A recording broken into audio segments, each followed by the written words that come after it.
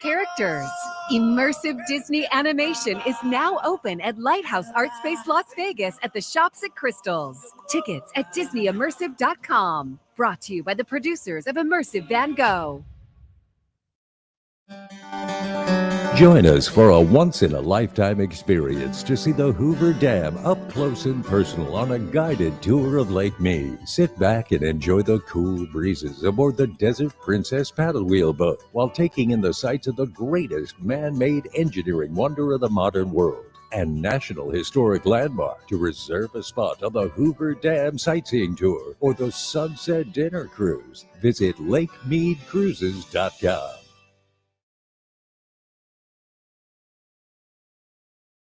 Ladies, welcome to Las Vegas. Welcome to Australia's thunder from down under. The world's #1 girls' night out that performs every night at Excalibur Hotel and Casino. And what happens in Vegas happens at Thunder.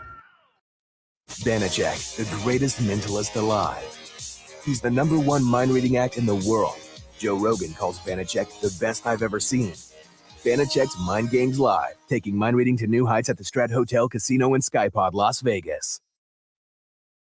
The views and opinions expressed in the following program are those of the program's participants and do not necessarily reflect those of station staff, management, and advertisers. It's time for the most interactive radio program in Las Vegas today. It's time for Pushing the Limits with Brian Shapiro.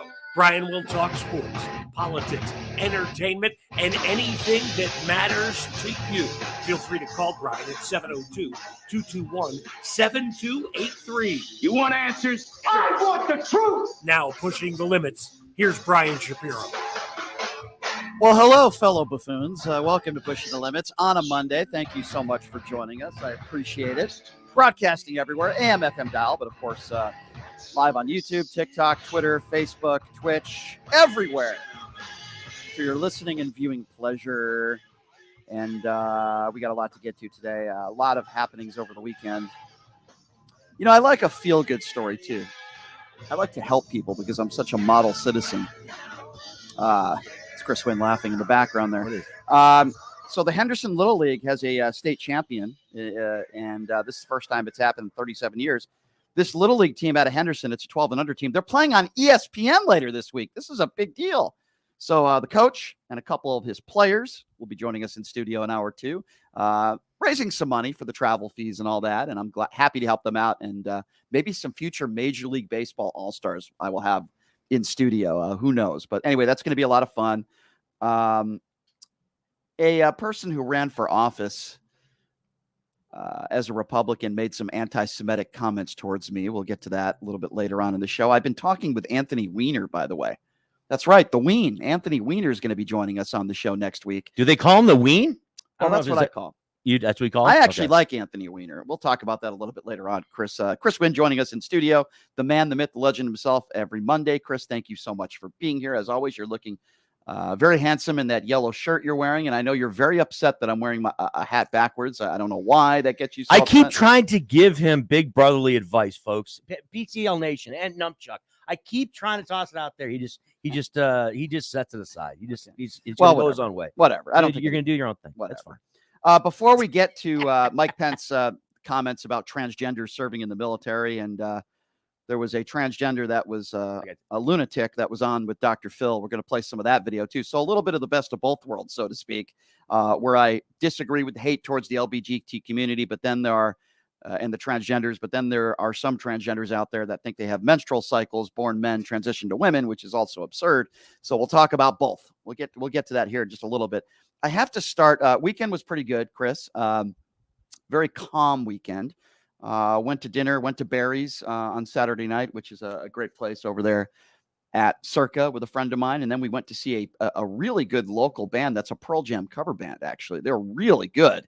And I'm going to get them in studio. I was like amazed. The guy sounds just like Eddie Vedder. So anyway, that was cool. And then I'm thinking to myself, all right, why don't we go to the Aces game? So you hit me up yesterday. Say, hey, let's go to the Las Vegas Aces game. I said, sure. You want me to pick you up since I live like right down the road from you? The second I pick up Chris, he starts yelling at me. And I said, okay, what's going on now?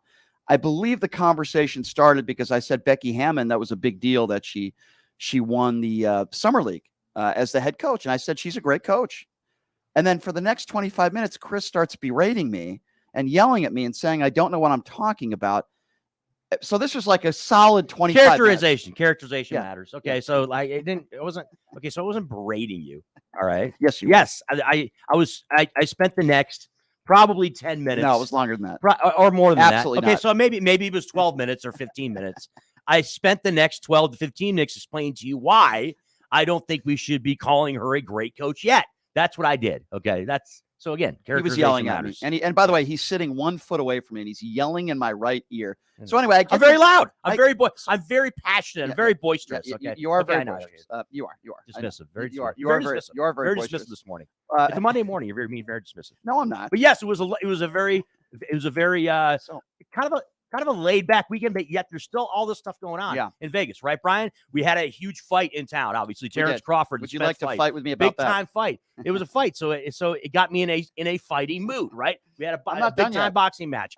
You talked about the Aces game, there was a lot going on. So we drive to the Aces game. By that point, I need like 3 Tylenols because Chris gave me like the biggest migraine. But anyway, I'm at the Aces game. I'm trying to calm down. I'm trying to relax. We see Floyd Mayweather in the VIP room, and Chris like cuts in front of Floyd Mayweather to the candy table over there. Literally, he like does a front and goes right in front of Floyd Mayweather to grab some candy.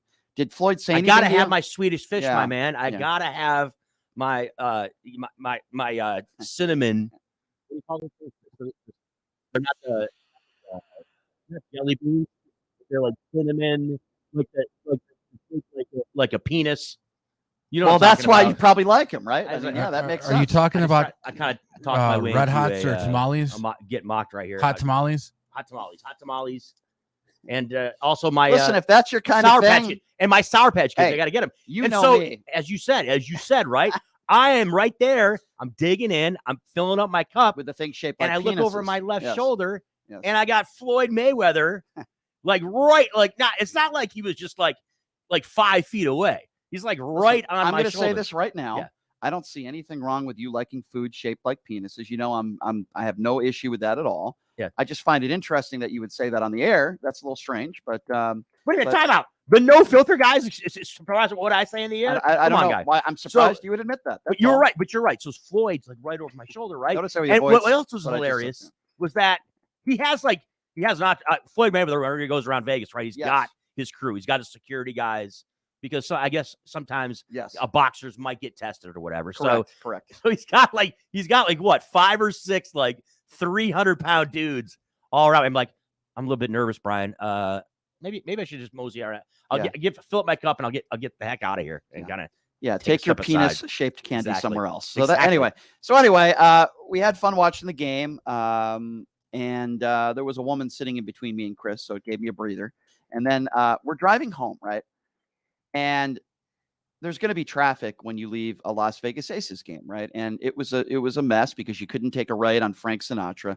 They made me take a left. And then for the next 25 minutes, what do you think happened?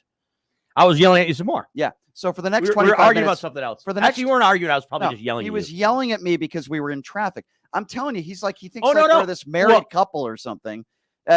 So it doesn't end there. So it's more of the story. No. You keep leaving stuff out. You keep doing this thing where you like describe it your way, but you leave stuff out. I forgot you were munching on. So you know what I'm leaving? You know what you're leaving out? Candy in my you know car. what you're leaving out, right? I forgot about that. No, he's leaving out when we're at the game, right after the game, right?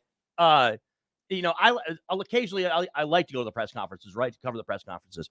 Shapiro's not a big press conference guy. He's not big on that. So he's like, says, "Hey, you want to just bounce out of here?" I'm like, "Yeah, fine." Okay, that's he's not like, true. "We'll beat the trap."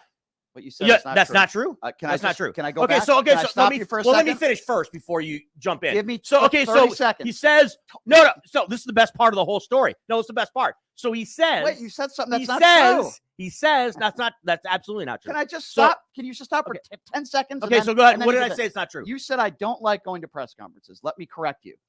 I didn't want to go to the press conference yesterday. Can I? There are certain press conferences I love going to. When the Aces win in another blowout game at home, I don't think I'm going to get anything interesting in that press conference to talk about. They won. They won another game at home. They won by 14. Okay, it wasn't a blowout. Fine. There's nothing special that I think would happen in that press conference that I need to stay there for 45 minutes. So you clarified that. So that's good. Yes. Okay, but before we start walking the car, what does Brian Shapiro say to me? He says, "Hey, I want to roll because I want to beat the traffic." As I'm looking up in the stands at 10,000 fans walking out of the arena at the same time we are, I said to him, I'm not kidding. I said to him, beat the traffic. There's 10,000 fans walking out at the same time as we are right now. And I kind of chuckle a little bit, knowing and anticipating what exactly was going to happen, which is exactly what did happen, in which we got caught up in traffic. So let me just, there you go. again, he's leaving. Again, clarification and context. Every time I've left Mandalay Bay, literally every time, I'm able to take a right on Frank Sinatra. We would have been home in 20 minutes. For whatever reason, the cops would not let me take a right or anybody else on Frank Sinatra. So what does that mean? We're forced to take a left and go towards Russell.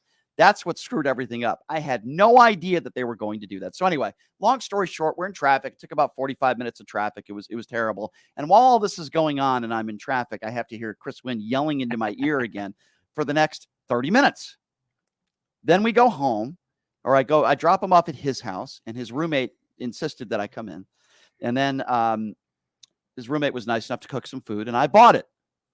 As we get the food, my roommate's Nilly, by the way. Nilly's been on the show. Everybody knows who Nilly is. As we get the food and we go back, Chris is lounging on the couch with his stomach hanging out, and I don't know, it's just, it's not a good look. But anyway, exaggerating. We're exaggeration a little bit. That's all right. We get back to the house, and he's complaining about some of the food we got. He's complaining about it, and I'm thinking, and his roommate's like, "Dude, you're just lying there on the couch. You didn't pay for anything. I'm going to cook the food, and you're whining." He's angry because I didn't get him the right kind of ginger ale. Right? He wanted Werner ginger ale, and I got a different type of ginger ale, and he was upset at that, and he was yelling at me about that. Then for the next 2 hours, you didn't get him red M&Ms either, did you? He's just, it's unbelievable. The guy's like lying there, all red M&Ms. Thinks he's the king, and then for the next hour and a half, I am the king, aren't I? Aren't I the king? For the next hour and a half, we're talking about how I didn't vote in the 2016 election, and the reason why I didn't vote. And everybody has a different reason for why they didn't vote. Some people don't care. Some people do care, and they don't want to vote for the lesser of two evils. Back in 2016, I didn't vote for Hillary or Trump. So then for the next hour, Chris was trying to make the case that I have no credibility because I didn't vote in the 2016 election. Now, I really don't care if he thinks that. What I do care about is not getting another migraine. He'd already yelled at me going to the Aces game. He already yelled at me coming back from the Aces game. And now I'm just trying to lounge, and I'm looking forward to having a nice meal. And now he's screaming at me because I didn't vote in the 2016 election, and I have no credibility. Okay, so I wasn't screaming at you. Again, yes, you were. Again, your characterizations are interesting because you kind of lead. You were. You're kind of very leading into. We can have your roommate call in right now. You want to paint the picture in which you are some kind of victim here. I am. And I was just someone. I'm a victim of C-Win. I am. And by the way, it wasn't for 2 hours. You just said that I was yelling at you for 2 hours. That's not true. How many minutes yesterday were you yelling? And when it came to the voting thing, all right, all I was simply pointing out, and I'll point it out on the air live again, and I was right then when I talked to you about this, and I'll be right again now when I talk to you about this. Okay, when people, just everybody out there, all right, I'm going to make a blanket statement, and I think everybody out there would agree with this, all right?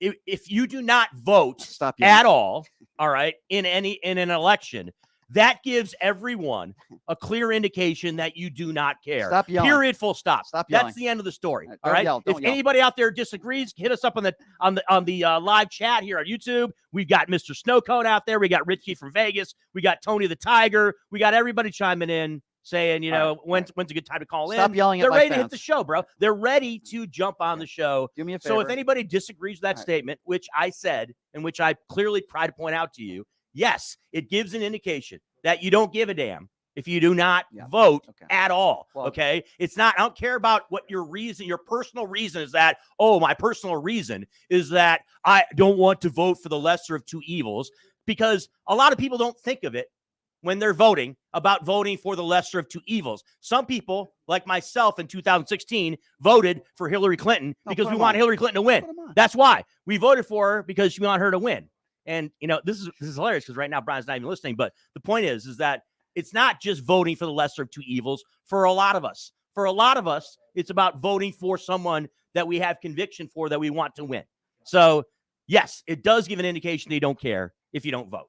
Okay, I'm sorry. So I don't care. I don't care. I didn't say you didn't have. you know. And by the way, I never said you had no credibility. Okay, I don't care. Okay, everybody has an opinion. You're an opinionated talk host, as am I. We have our opinions. Can I respond? It's great. First of all, stop yelling at me. Number one. Number two. Yeah. I'm not yelling at you. I'm yelling with you. There are some people in this country that if they say they're MAGA, that's an indication that they're a patriot. I could care less what people. Well, they're wrong. Okay, well, I could care less what some people might indicate or indicate. It's not some people. It's everybody. Okay. No, it's an indication. I'm trying to respond. If you could just, you just it's spoke. not some people though. Can I please talk? Thank you. Well, when you say something wrong, I correct you. Can I please talk? I Go think ahead. everything you just said is wrong, and I didn't interrupt you. First, everything I just said was wrong. Everybody has different reasons for why they don't vote. It could be somebody could have had a medical situation. Somebody maybe didn't have the ability. Absolutely. Thank you for agreeing with me. I appreciate it. Well, yeah. It could be because they didn't want to vote for the lesser of two evils. It could be because they don't care. Everybody has different reasons. I can tell you, and as I tried to explain to you yesterday while you were berating at me, yelling at me, calling me a dummy, and so on and so forth, I tried to explain to you my personal situation, which is not identical to everybody else's. Absolutely not. Is that I didn't want to vote for Donald Trump because I knew he was a scumbag back then. I didn't know he was as big of a scumbag as he is now. And I didn't vote for Hillary because I didn't think she was a very good candidate, and I've never been a fan of hers either. Now, looking back on it, of course, it wouldn't have made a difference in the election, but I would have voted for Hillary Clinton, of course. Now, I didn't think Trump was going to be the disaster that he was. But that doesn't mean that I don't have credibility because I didn't vote for the lesser of two evils. Now, if people want to vote for the lesser of two evils, they have the right to do so. It's a free country. I choose not to, and we can move on now. But anyway, the point I was trying to make was that Chris was yelling at me you a lot for about 5 hours yesterday. Okay, he was berating me and yelling at me. And it's amazing to me that I didn't have to go to the hospital for chest pain yesterday. It's amazing to me. It really is. The only relaxing time I had yesterday was when I got home. I'm telling you. Do you want to know what you guys sound like? What? You're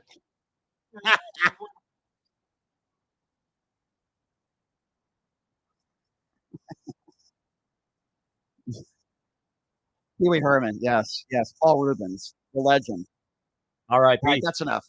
Yeah, we can't beat that that horse. Anyway, Paul Rubens. Anyway, is there anything you want to do, or would you like to yell at me some more before we can Not move anymore, on? no. Okay, thank you. So Paul Rubin, by the way, I wanted to bring this up because actor, of course, best known comedian for Pee Wee Herman, has sadly passed away, I believe at the age of 7. And I'll tell you, Paul Rubin was a legend of the business.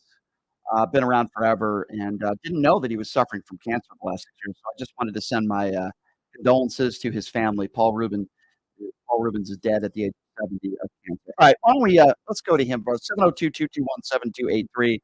I don't know. Chris just yells a lot, man. We're going to get to I'm very loud. I am very loud, though. He does I'm yell a very lot.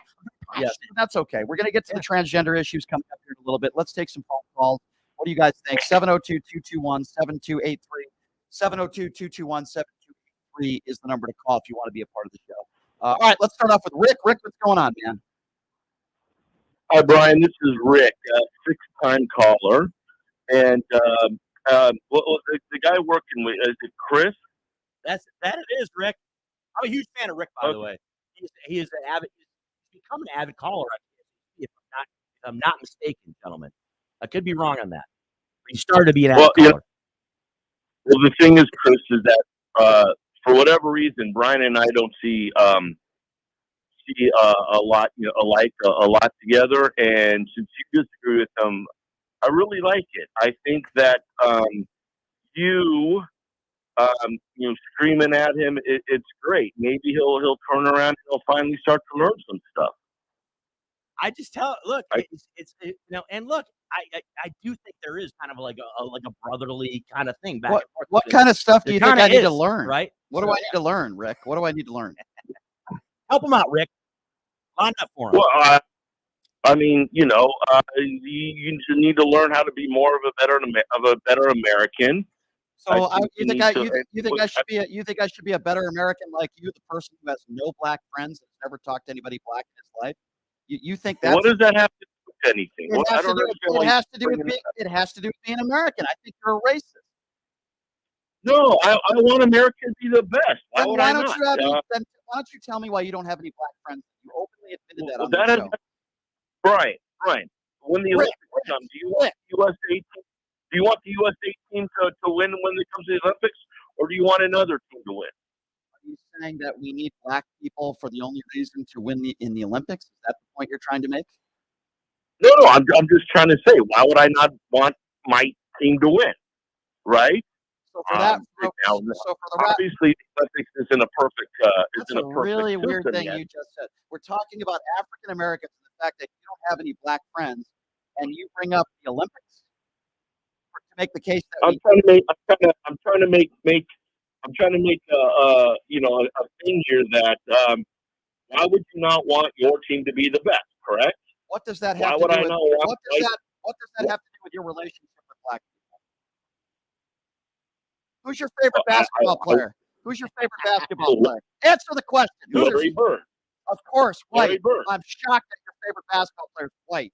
I'm shocked. Why would I want the white people to be better? I'm white. You're white. Chris is white. I assume you're white, Chris. I am white. So you don't want. So you don't want white people to be better. Okay. The white people to be the best. That's not a racist thing at all. By the way, Larry Bird is also Brian Shapiro's favorite player. I have plenty of favorite basketball players, and they're black and white. But I do have black friends. Why would we not want white people to be the best, though? That's all I'm trying to say. Do you want black people to be the best also? Yes or no? I'm white. Why would I want that? Answer the question. Do you want black people to be the best people they can be, and yes or no? Yes or no answer. Maybe. If you have to think about that, and the answer is maybe, that you just might be a Klansman. I'm not. Can I call you? Well, yeah, because you do it to yourself. Grand Wizard Rick. That's what I'm going to call you from now on. Okay. I'm not. I'm trying to say that I'm on. I know what you're. Okay.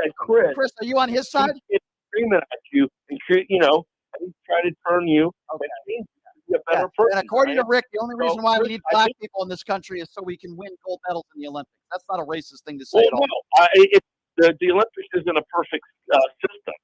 So before we get into that, what I'm trying to say is that Chris, oh my goodness, I'm starting to really like you more and more, Chris, because you scream at Brian, I'm screaming at Brian. You and I need to team up on this guy. Well, you're doing exactly what I did, right? Yeah, he's doing the same thing. Well, listen, do me a favor. Do me a favor. I don't talk about peace. I understand. Make sure you take that Confederate flag and clean it tonight, okay, Rick? I appreciate you calling me. I gotta go. I can't give a You're not one of those gays, are you? Chris, are you one of those gay guys? Am I one of those? Chris, are you one of the gays? Are you one of the gays? Are you I am not. Well, that's actually a legitimate question. Yeah, Rick actually finally asked. Rick, thank you for the phone call. I appreciate it, Rick. Out of all that, by the way, Numchuck, I was like you. I'm like wondering kind of what direction this is going right here. That was a really weird question. I was a little bit perplexed on how that whole thing was going on there with Rick. That was a perplexing phone call. That was a direction I was 702-221 used to. Yeah. 702-221-7283 is the number to call. That's a little weird. Let's go to Ryan. Ryan is next. Hello, Ryan. Hey, Brian, can you hear me? Yes, sir. Go right ahead. Yeah. Well, first of all, I just want to say I listen to you every Monday through Friday, and really touched my life with your show. So I just wanted to thank you for that. You're very welcome. My question to you is regarding the whole Brittany Griner situation. Do you believe in equal pay for basketball between the WNBA and the NBA? Because Steph Curry makes more in a game than some of these players make all season long in the WNBA. All right. So, do me a favor, because repeat that question one more time, because I couldn't hear it well. Oh, I can repeat it. Okay, Chris. He's asking you, do you believe in equal pay among NBA and WNBA players? Obviously the answer is no, and here's why. The WNBA has lost money 27 years in a row. If the WNBA is making money, then you could make the case, and making a lot of it, that you could make the case that you can pay players more. I'm sick of people like Brittany Griner and Megan Rapinos. Any player in the WNBA. People out there that try to make the case. Can you find me a business that's been around for 27 years and they've lost money every year, but they're going to pay their employees more money? You know what I mean? It just doesn't make any sense to me at all. Yeah, that's very true. I feel bad that these women who are so talented have to go overseas to make ends meet. They so don't to have speak. to. Brittany You know? Griner will lead you to believe that she has to go overseas to make a living. She's making six figures. Many of these women don't have to go overseas to make a living. They're making a ton of money, more money than the average American by far, in a span of 5 months. So when they tell you that they have to go overseas to put food on the table, they're lying. That's their choice. They don't have to do it. Oh, okay. I didn't know Yeah. that. It seems like the narrative that they want us to believe is that, they're not making ends meet. Yeah, it's a so lie. to speak. It's a lie, my friend. Don't buy it. It's a lie. Look at Brittany Griner's contract. She's making probably 5 times or 6 times more money than the average American in this country is making. She didn't have to go over to Russia. She chose to do that, and she didn't have to have that stuff on her when she was caught. She chose to do it. It was a stupid decision. I'm glad she's home. I want everyone to get paid fairly, but the WNBA players, you can make the argument they deserve less money, not more money. All due respect to them. That's just my personal opinion. Thank you for the call, Ryan. I appreciate it. Let's try to steal You're one very more welcome. call before we go to break. And by the way, when we come back, we're going to be talking about Mike Pence, somewhat controversial statements saying that transgenders do not deserve to be in the military. They shouldn't be in the military. We're going to talk a little bit about that because I completely disagree with it. 702-221-7283 is the number to call. I believe Edward is next. Hi, Edward. Thanks for calling in. What's up, my man? Okay. Edward, are you there? I hear somebody mumbling. Hey, guys. Edward, There it what's is. up, Can you man? hear me? Yeah. Hey, by the way, you don't have to be straight to shoot straight, by the way. Can we say that? That is very true. Yes. And, I was just thinking about over the weekend, just like, instead of worrying about politics and what all these people say, like, let's just worry about being happy and enjoying life more. Like, Pee Wee Herman died last night, I believe, at 70. And it was like, it made me feel like a little bit of my childhood died in a small way, like the 90s, 80s kids, and just realizing that, to enjoy things, not be so stressed about what these. Do you know how many jokes I made about Pee Wee Herman masturbating in a theater? And now I certainly can't do that today because of sadly his passing. He was a brilliant comic. Maybe made a bad personal decision of pleasuring yourself in a theater, but other than that, I think he's not perfect. But Brian just literally said how much I don't talk. I can't talk about. I did bring it up, but you just did bring it up, and you repeated it. I did bring it up. Awesome. Yes, I did bring it up. I liked it when Chris said he jumped in front of Floyd Mayweather for candy. You know what? To me, that's hilarious. That's Well, it is kind of hilarious, isn't it? It's Yes. simple. You know what I mean? Like, it's not political. It's not crazy. But It's a great story to tell people. There's a reason why. There's a reason, Edward, why Chris always fills up on the candy and puts it in his pocket because he makes sure that when school is in session, he has plenty to give to the kids at recess. That's why. There you go. Yeah, you can tell that to people like, hey, you know what? I walked in front of Floyd Mayweather for Sour Patch Kids. That to me is awesome. That's a great story. It's not controversial. It's simple. You know what I mean? There were It's a flat out story, right? That I can tell my grandkids. It is. I'm just going to Yeah. very, very Edward, proudly. I will unload that on you. Edward, it is always good to hear from you, my friend. If I ever meet you, Chris will definitely have candy in his pocket to give to you. I promise you. Okay. I'll pass. I don't take candy from strangers. Okay. You're a smart man, Edward. Thanks for the call. I appreciate it. Let's steal Thanks, one. Ed. Let's steal one more call before we go to break. Just like Democrats stole the 2020 election. Let's steal another call. 702-221-7283. Carl, what's going on, man? Yeah, hey, Brian. I'd like to comment real quick on your friend Rick who called. Yes. He's like the governor of Florida, unfortunately. He thinks slavery was very good for black He people. probably does. You're because right. it gave them a place to sleep and they were fed.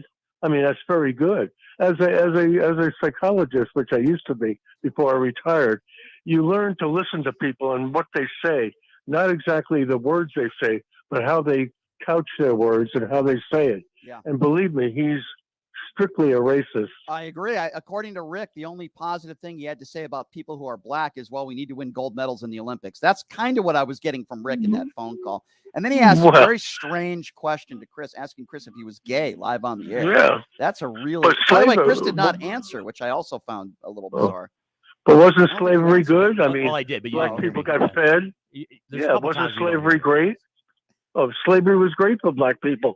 They were fed and they had a place to sleep. I mean, what what that's was like wrong with saying? that? So, yeah, right. What the magic word that was used, right, was it was beneficial. That was the word that was You know what used, that's right? like saying? There were benefits to being. That's like a slave. saying Chris after work, gambling till 6 a.m, drinking 12 drinks is really good for his health. The two are identical. Chris, would you agree with that? I would absolutely agree with that. Yes. Carl, thanks for the phone call, buddy. Appreciate it. It preserves my insides, doesn't it? It does. That's my said is probably even more crazy than that. If I was going to say that's good for your health, Ron DeSantis, Carl makes a good point. Ron DeSantis did say that there were some positives to slavery. Oh, they learned how to do this. They learned how to do that. I mean, you have to be a certain type of person, right, to make a statement like that and be talking about the Holocaust like Brian Kilmeade did. It wasn't Kilmeade. I'm sorry. It was the other little weasel. What was his name on the 5? The guy who does the 5. You talking about Jesse Waters? No. The short dude who you know who I'm talking about. Not Brian Kilmeade, although the guy that had the other. He had the other show on Fox. You know who I'm talking about. The comedian from the guy Northern California. Yeah, exactly. Yeah. But anyway, all right. Here's what we're going to do. We're going to take a break, and when we come back, Mike Pence says that transgenders should not serve in the military. I have a feeling me and Chris are going to agree on this one. I tremendously, 100% disagree with Mike Pence. We're going to play you that audio. What did he say about transgenders in the military? But then on the flip side, because I try to be fair on this show, there was a transgender woman, born man, transitional woman, on Dr. Phil's show that claimed that transgender women can have menstrual cycles. Folks, I'm not making this stuff up. This is why some people use the term woke. So I'm going to play both extremes, and maybe we can land somewhere in the middle, Chris, so we'll see. We'll take a quick break. We'll be back right after this. You are listening to Pushing the Limits right here on KSHP.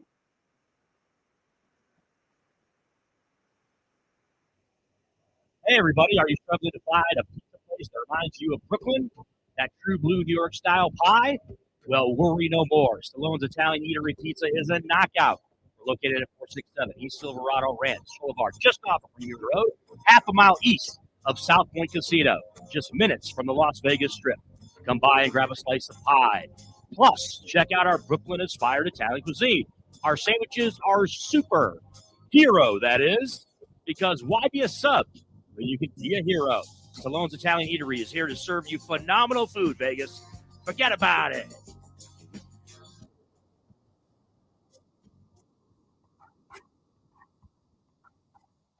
Look, it's impossible for the average person to find a great attorney out there. There's so much misinformation. Now, let me introduce you to former Chief Deputy District Attorney Thomas Moskal. He was Las Vegas' top DUI prosecutor for years. He prosecuted the most high-profile DUI cases in Clark County. No one knows more about DUI law in Nevada. Just Google it. If you get charged with DUI, whether it's a misdemeanor or even more importantly, a felony, you need Thomas Moskal representing you. His relationships with the prosecutors and judges and his knowledge of DUI law to work for you. So give him a call now or text him at 702-848-5555. It's your life and liberty that's at stake. Don't wait. Call now. That number again, 702-848-5555.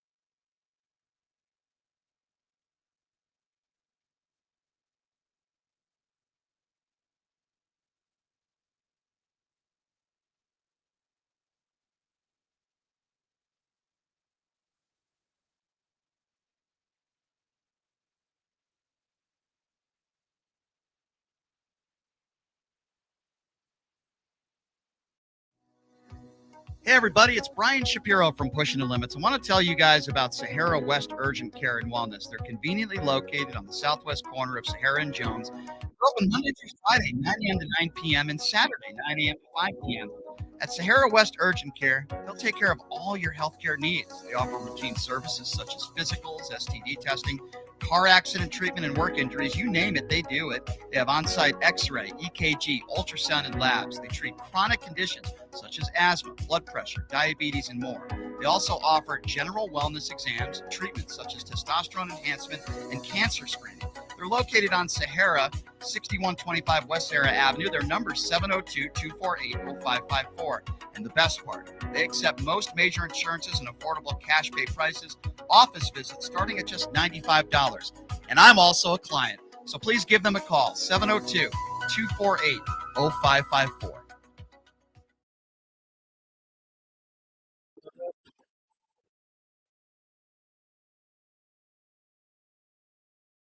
All right, welcome back. It is Pushing the Limits on Monday. Thank you so much for joining us. I love my good friends at Jackson Car and Grill, by the way. Every Monday and Wednesday at the Royal, you win, or I should say, have a chance to win up to $3,000. Boy, if you could win $3,000 every time you go to the Royal, I'd be a millionaire. Great food, great atmosphere there. I love it. I was there over the weekend. Wonderful people there at Jackson Car and Grill. Please check them out. I know Chris would agree with me, Flamingo and Jones. All right, so this is a controversial topic that we're going to be discussing, ladies and gentlemen, and it involves transgender. Yes, it seems like those on the right, particularly those who are on the evangelical right, seem to be obsessed with the transgenders in society. And Mike Pence is certainly one of them. To give you a little bit of background on Mike Pence, our former vice president, who, by the way, has absolutely and positively no chance of becoming the next president of the United States. The Republicans don't even like the guy. I'm not sure his wife even likes him. But anyway, Mike Pence, his wife works at a school where you're not allowed to be gay to go to school there, and you're not even allowed to be gay to work there. So should we be surprised that Mike Pence is also anti-transgender, right? So Mike Pence over the weekend, in one of his campaign speeches, is trying to make the case that transgenders should not be serving in our military. I'm going to play the audio for you first, and then we are going to comment on it. This is the former vice president himself, Mike Pence, in a speech over the weekend, talking about transgenders in our military. Have a listen to this.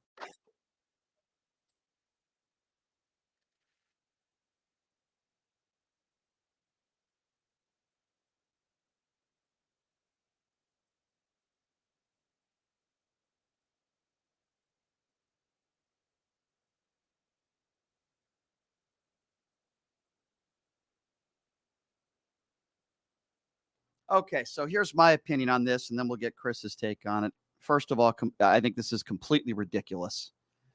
If you are willing to do what I would consider the most patriotic thing as an American, and that is to risk it all, to risk your life for this country, and Chris served as well, so I want to get his take on this. In my personal opinion, you are insane. I don't care what's between your legs. I don't care whether you want to be called a man or a woman. If you are risking your life for this country, again, it is the most patriotic thing you can do as an American. And I would be honored if you served in this country, honored. And for Mike Pence to make that statement, to me, in my personal opinion, it's bigotry. Now, if you want to talk about, well, this is going to cost taxpayers money because if you're transgender, the military will pay for your transgender surgery. That's a different discussion to have. But let's just start with this. If you've already had the transgender surgery, Mike Pence is saying it doesn't matter, that transgenders shouldn't be allowed to serve in the military. What, in my opinion, what a disgusting thing to say. I don't care what's between your legs. I don't care if you're gay or straight. Again, if you're willing to serve this country honorably, there's nothing more heroic than that. And I've had so many people, politicians in studio, that I disagree with all the time. But if they serve, the first thing I say to them, you deserve a platform. I respect you. You're a hero. And a lot of them will say, no, I'm not a hero. And I say, no, to the contrary, you are, because you served this country and you risked everything for this country. And that can never be forgotten. And it's why I do charity work and help veterans, because I have the utmost respect for people that serve this country. And I don't care if you're gay or straight, and I don't care if you're transgender or not. Let's be clear on this. There are people in society that think that if you're transgender, that must assume that you're mentally ill. That's also not true. There are plenty of people serving in our military right now that are not transgender, that have suffered from depression or whatever the case may be. I want everyone to be checked out, and I want everyone to be mentally healthy. But the idea that if you're transgender, that must mean you're mentally ill is also not true. And for Mike Pence to make that statement, to me, it's just so despicable, Chris, to the transgender community out there. And whether you have a transgender man or woman that says, you know what, I want to risk my life because I love this country. And then you have a former vice president or politicians on the right that say, nope, we don't want you to serve this country because you're transgender. It's so absurd, Chris. It's absurd. So a couple of things. First off, Mike Pence talks about we need to get rid of political correctness. First of all, that's not really how you handle things, right? Political correctness, there's some things when it comes to being politically correct where you want to change things or you want to make things different than they are. So that statement alone just doesn't make any sense when he mentions that there on the back end of that clip. So that's number one. Number two, with respect to transgenders in the military, as someone who did, yes, serve in the military, and at the time when I was in the military back in the late 80s, early 90s, it wasn't necessarily something that was really necessarily high profile. It wasn't even really talked about as far as people who were transgender, right? Mm-hmm. If they were serving or not. Obviously, there were people of the, we're talking about a community that is less than 1% of the population. Correct. So we're not talking about a monster community here that is coming into the military. But this being said, I'll just say this. When it comes to being in the Army, Navy, Air Force, Marines, Coast Guard, whatever, serving this country, people who are qualified to serve this country, right, have had the training to serve this country. It doesn't make any difference to me whether or not you're a man transitioning to a woman transitioning to a man, just a person that just a normal person, I guess, is the way I'll describe it. It doesn't make any difference to me. If you're qualified and if you're able to serve, and it's not going to be detrimental to the military and to our fighting forces to serve, you should be able to serve. This should not be a decision based on someone's bigoted ideas regarding transgender individuals. That's it. That's a pretty simple statement. Can I ask you a question? I don't understand why people would disagree with that. Do you think that taxpayers should have to pay for a transgender in the military that wants a trans surgery?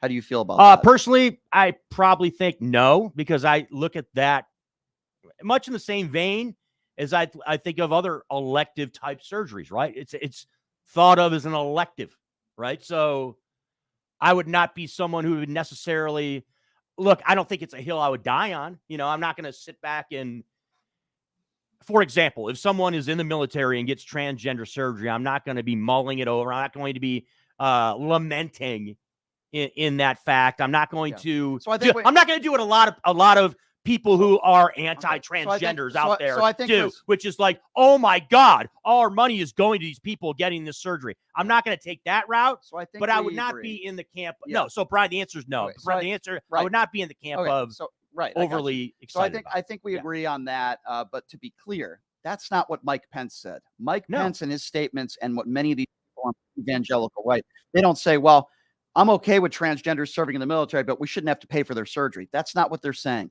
Mike Pence specifically said just transgenders should not be serving in the military, and I think that is absurd. Also what he believes, Brian? There's also this aspect of it makes our military weaker because transgenders are serving. That's absurd. That's the idea behind it, right? That's kind of what we're talking about when people like Mike Pence, not just Mike Pence, there's a lot of people out there that feel the same way he does and that are wrong. But it's this idea that it is detrimental to the military to have transgenders there. It is the idea. And by the way, most of these people have never served and have never even thought of serving. Okay. So but they want to chime in with their opinions. And they feel like, oh yeah, the woman or man or the transgender person next to you, it makes you weaker, but it puts you at risk. if you're on the battlefield. So with this there are individual. people on social media right now that are saying that trans people serving in the military make us weaker.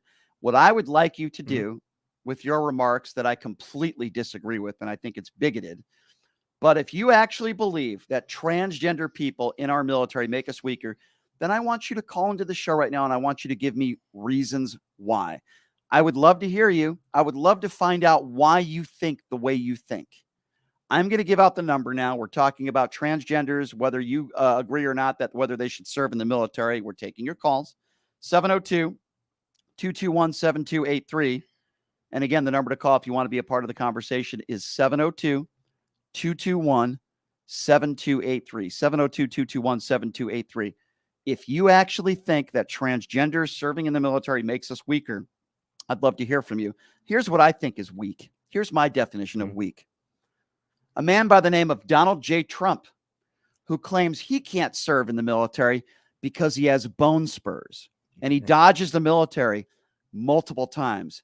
To me, that is the definition of weak, not a transgender who is risking to put it all on the line, him or her, and risk their life for this country. That is the opposite of weak. It's honorable. You are a hero. Donald Trump is the one that dodged the military multiple times, claiming he has bone spurs. But I don't hear all you people out there saying that if transgenders are in the military, we're weak. And you know what Donald Trump did was weak. No, you think Donald Trump's a patriot. He's the opposite of a patriot. Now, I am going to go to the other side of this for this reason, to be fair, because there are transgenders and there are people on the far left that are taking this way too far. I give you the audio of Dr. Phil. Are you kidding me? That's my Dr. Phil. Anyway, so let me just give you, because Chris, I don't think you've heard this audio before. So basically what it is you have a doctor who I wouldn't say he's anti-trans, but he's certainly anti-transgender spreading misinformation. So there's a doctor on Dr. Phil's show having a debate with a transgender woman, born a man, right, who's claiming that she can have her time of the month. Okay, so it's kind of a ridiculous. Yeah, but this is not in the context of the military, man. This is just this is just a grievance against. But this is an misinformation, argument, right? Yeah. So this is an argument. While you have people on the far right that I disagree with, like Mike Pence, and you have people out there that say drag queens reading books to kids, the sky is falling. When you have people out there that think, transgenders, it's indoctrinating our kids. You have those people on the extreme right that we both obviously disagree with. Yeah. You also have people on the extreme left, and you have people that are transgender that are saying things that are absurd. So I want to play this for you. This is a transgender woman having a debate with someone who's a doctor about whether she can have her time of the month, and it's on national television. Have a listen to this.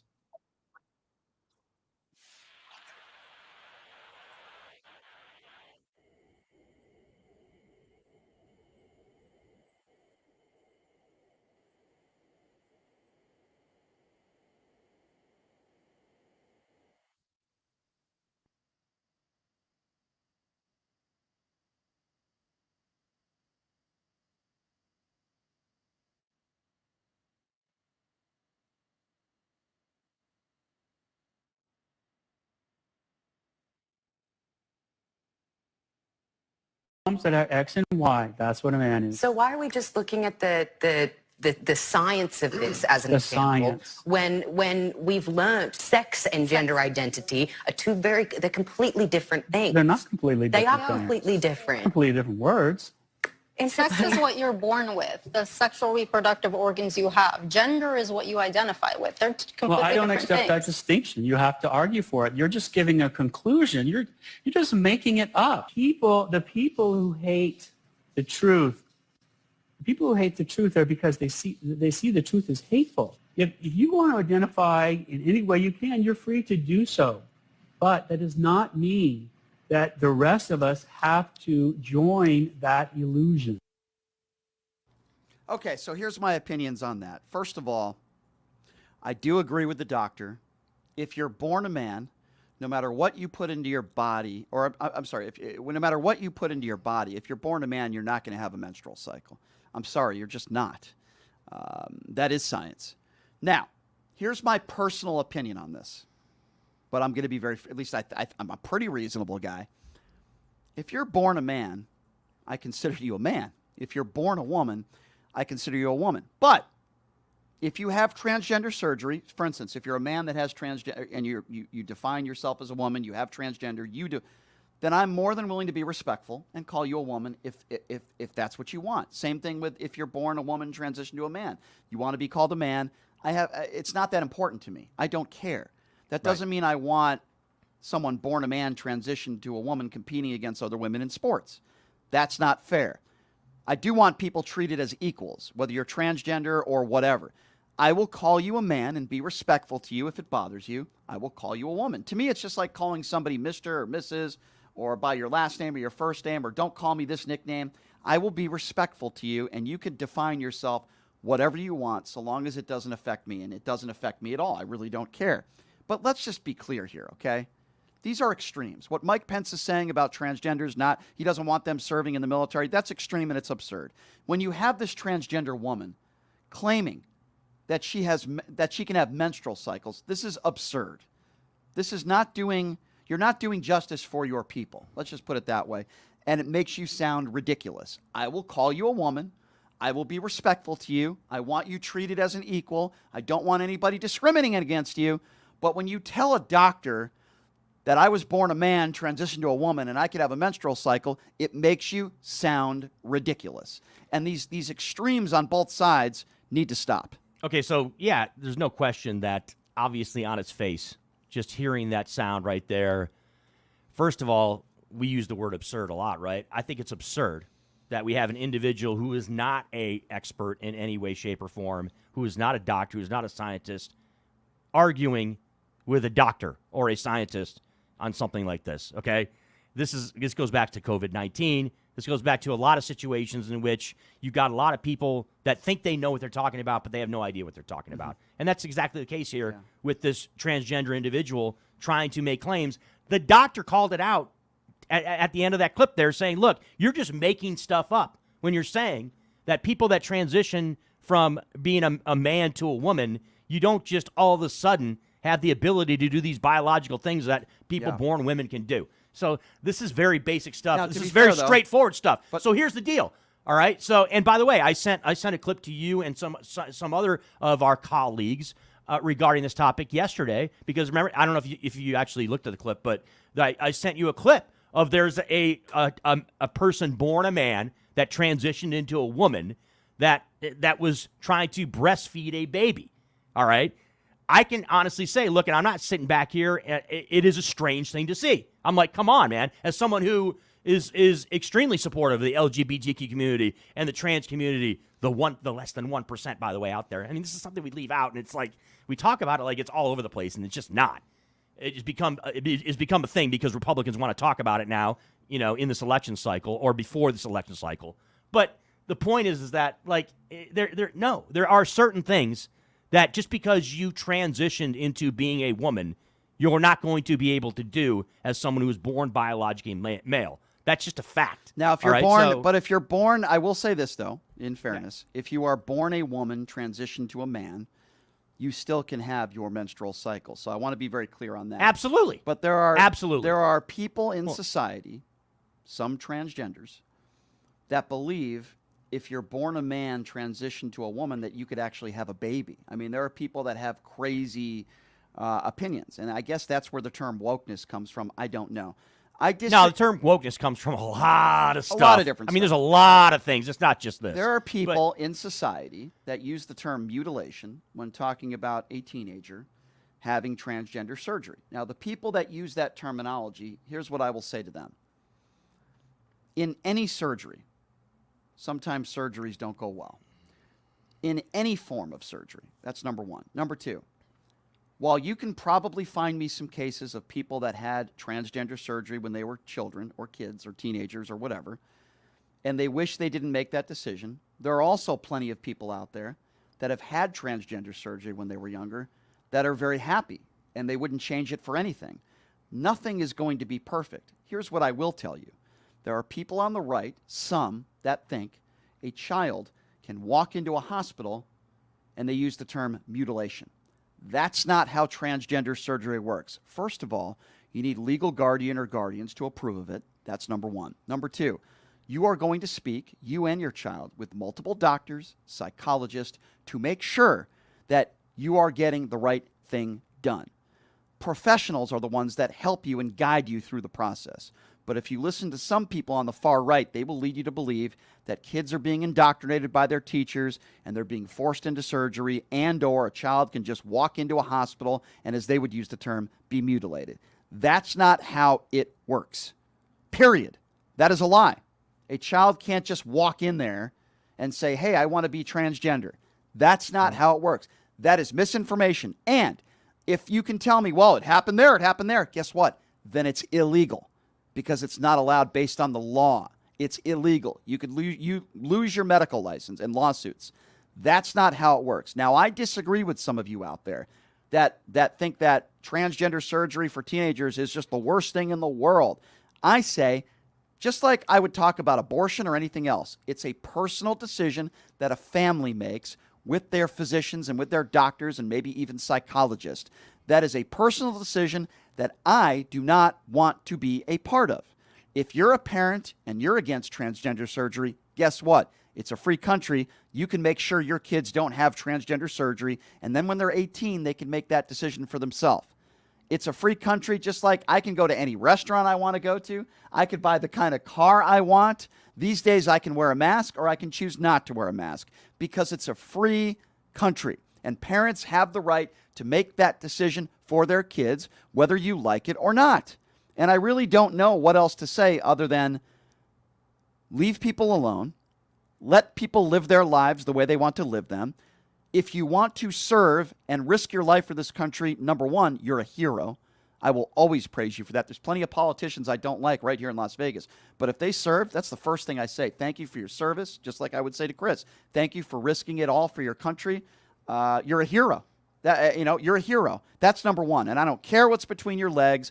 I don't care whether you're transgender or not. What I care is, can you do the job? And there is no evidence to support the fact that a transgender is weaker than somebody who's not a transgender. That is absurd. And the whole circling back thing, right, to military service when it comes to transgenders, I'll make a couple of comments, Brian. First of all, there's people out there who, if you're transgender, I would absolutely rather have them with me in a foxhole in theater at wartime, or, serving in the military with me, than some of the people out there in America that are not transgender. That's number one. Mm-hmm. Number two, a lot of times on this show and with you, Brian, I'll bring up comedians' comments, right? When it comes, because it is okay to have a little fun with this at times. Sure. And Chris Rock, right, famous comedian, talked about this very topic in one of his stand-ups, and he mentions this, saying, you know what? As far as transgenders serving in the military, is like, I have absolutely no problem with it. You know what? Because I'm not fighting. Yeah. It's okay if they want to fight, because I'm not fighting. Point being is that if someone is willing to put their life on the line, if someone is willing to sign up to fight for this country and to serve this country, all right, and they are, again, I'll go back to what I said, and they are qualified, they have been trained, they are absolutely in a position in which, they are going to be a benefit, not a detriment to our military. Yeah. Absolutely. And I have zero problem whatsoever with them serving in our military. I'll also add something else to what you're saying. Yeah. There are some people that are saying, women shouldn't be allowed to serve. They can't defend themselves against a man. Let me be very clear on this. It's ridiculous. Yeah. There are plenty of women out there that are stronger than men and faster than men, okay? I guarantee you that, even those serving in our military. So if you'd like to do it this way, no matter what your gender is, woman, man, transgender, have the same physical test for everybody. And if you can pass that test, then you should be allowed to serve in the military. It doesn't matter whether you're a man or woman. I can tell you there's a lot of men that probably wouldn't be able to pass the same test that some women would be able to pass. Let's kick the phone calls at 702-221-7283. And again, that number if you want to be a part of the show, 702-221-7283. Cyrus is up next. Cyrus, what's going on? Hey, how's it going? I'm stuck in Orange County traffic now. Ooh, sorry to hear that. Yeah. So it's 85 degrees, but it's more humid actually. So I want to talk about your guest from Friday, if that's okay. Which one? That Colorado elections woman who was visiting here, and Thursday, Tina Peters. Yep. Yeah. So whether you agree she, you believe it was stolen or not, she didn't provide that good of an evidence, and she didn't know how to debate. No, and that's she didn't. one thing I could. Well, nobody Yeah, can and I provide. think- Well, nobody can do that. Nobody can provide the evidence because there is no credible evidence whatsoever on a large scale in which there was any widespread. For voter those of fraud you in the that are election. wondering who he's talking about, Tina Peters is someone who is allegedly committed multiple felonies. She has a trial coming up next month, interference in our elections. She claimed on the show last week when she joined me that she had Hunter Biden's laptop hard drive. She made some you-know-what crazy conspiracy theories. I called her out on it, and every single time I asked her for evidence, her response was, well, Brian, I'll email it to you. By the way, I never got an email from her, never heard from her again. And these people are conspiracy theorists. They're conspiracy theorists, and they spread misinformation. They're dangerous for the country. And yet these are some of the people that Republicans praise. These are some of the people that some of the faces of the Republican Party. She's, being labeled a champion by some of the local Republicans here, and that's why I had her on to call out her BS. Yeah. Well, but here's my question to you then. If that's the case, then was there any rigging or cheating going on in 2000 or 2016 with Bernie Sanders and Hillary Clinton, where people claimed that Debbie Wasserman Schultz was rigging the primary against Bernie Sanders and WikiLeaks? Here's the key word, Cyrus. You said claim. Anybody can claim that the earth is flat. Anybody can claim, anything. But I need evidence. And there was no evidence that Wasserman, did that. There was no evidence that Bernie Sanders was cheated on by his wife or by the election. There was no evidence of any of that stuff. And I'm a person that needs real hard evidence. The fact of the matter is, for all the Republicans out there that still think that Donald Trump lost the 2020 election, their two go-to guys are Dinesh D'Souza, the felon, and the My Pillow guy. If this was arguably the biggest crime in the history of this country, I think we probably would have seen some evidence by now. And the Tina Peters of the world and the Kerry Lakes of the world and the people out there that continually lie, Donald Trump doing the exact same thing, they are despicable and they are pathetic. And they don't know how to lose with any sort of dignity at all. And it's very sad, and it's dangerous for the nation. And I've had it. I've had it with these conspiracy theorist people. If they had any intelligence at all, you know what they would be doing, Cyrus? They would be talking about Biden policies they don't like. What are you going to do about inflation? Sometimes they complain about the Biden administration. They'll complain about the border, but they don't have any solutions. They talk about all the crime. What are your solutions to gun violence? What are your solutions to health care? I can partially agree with you, but here's my point, though. In 2000, we had Bush versus Gore, and we had people like Michael Moore saying that there was cheating going on. He had the Fahrenheit 9/11 documentary, and he was advocating, just like the Republicans, paper ballots only. I mean, do you think, his concerns are legitimate? Isn't this maybe something we could look? I don't know. Okay, so here's what I would say. There was Michael Moore is a documentary filmmaker. He's not a politician. He does have a large platform. I don't recall Michael Moore ever putting up things that were not true about 9/11. A lot of the things in that movie, Fahrenheit 9/11, I already knew to be true. And he talks about corruption a lot. Let's be honest. He's a far lefty, right? He rarely ever criticizes Democrats.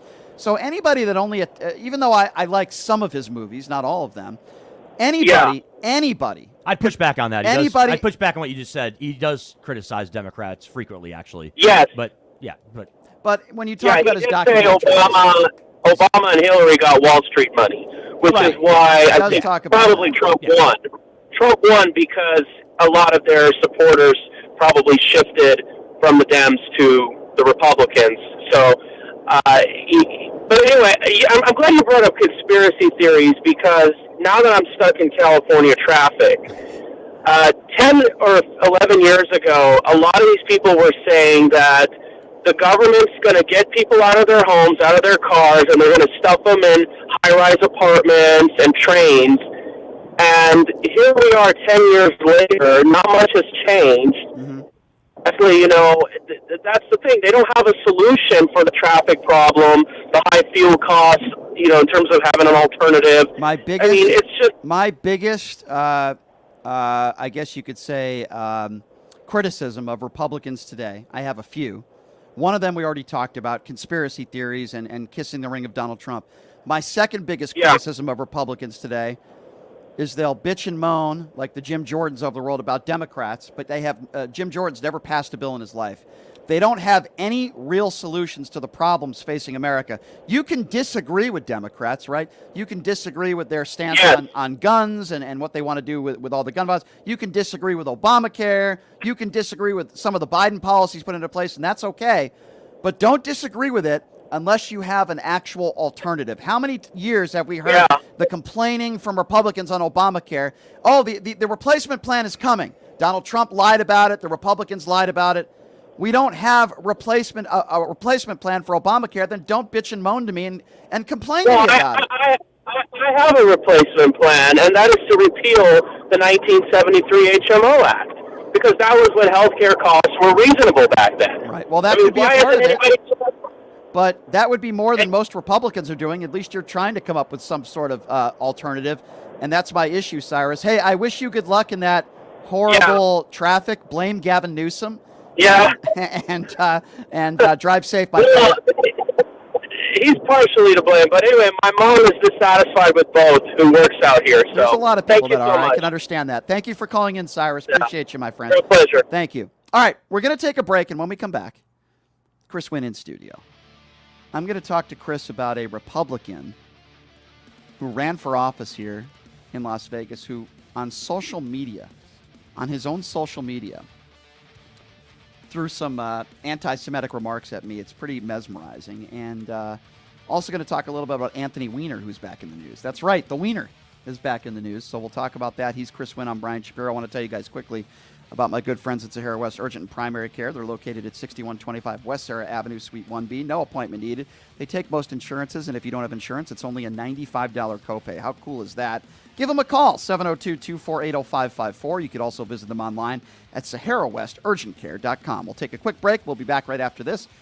He's Chris Wynn. I'm Brian Shapiro. You're listening to Pushing the Limits right here on KSHP.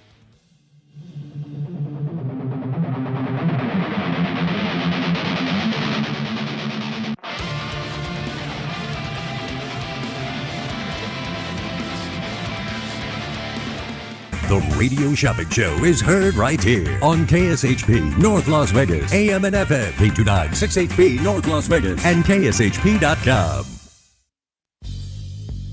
Hey, everybody, are you struggling to find a pizza place that reminds you of Brooklyn? That true blue New York style pie? Well, worry no more. Stallone's Italian Eatery Pizza is a knockout. We're located at 467 East Silverado Ranch Boulevard, just off of Premier Road, half a mile east of South Point Casino, just minutes from the Las Vegas Strip. Come by and grab a slice of pie. Plus, check out our Brooklyn-inspired Italian cuisine. Our sandwiches are super hero, that is, because why be a sub when you can be a hero? Stallone's Italian Eatery is here to serve you phenomenal food, Vegas. Forget about it.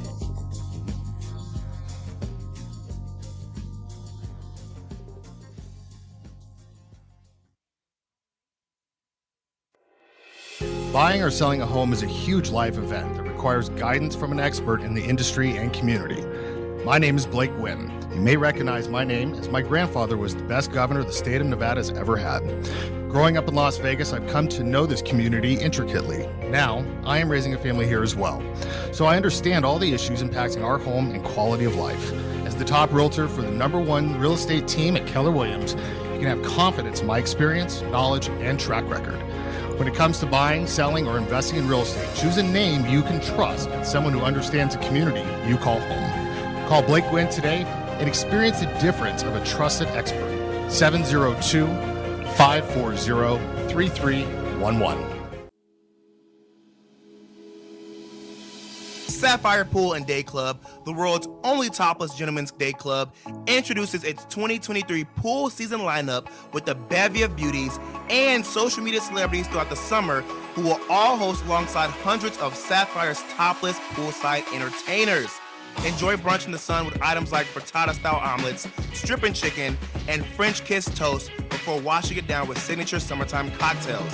10 lines beware, go bear! Ladies are welcome to go topless within the day club for the ultimate party. Guests can purchase affordable day bed packages, cabana packages, lounge chairs, and more. The best part though, Pushing the Limits will be broadcasting shows every other Friday throughout the pool season with a ton of surprise celebrity guests. Wow! Reserve your spot now. For more info, visit sapphirepoolLV.com or call 702-869-0003. That's 702-869-0003. See you at Sapphire. Hey everybody, it's Brian Shapiro from Pushing the Limits. I want to tell you guys about Sahara West Urgent Care and Wellness. They're conveniently located on the southwest corner of Sahara and Jones. They're open Monday through Friday, 9 a.m. to 9 p.m. and Saturday, 9 a.m. to 5 p.m. At Sahara West Urgent Care, they'll take care of all your healthcare needs. They offer routine services such as physicals, STD testing, car accident treatment, and work injuries. You name it, they do it. They have on-site x-ray, EKG, ultrasound, and labs. They treat chronic conditions such as asthma, blood pressure, diabetes, and more. They also offer general wellness exams and treatments such as testosterone enhancement and cancer screening. They're located on Sahara, 6125 West Sahara Avenue. Their number is 702-248-0554. And the best part, they accept most major insurances and affordable cash pay prices, office visits starting at just $95. And I'm also a client, so please give them a call, 702-248-0554.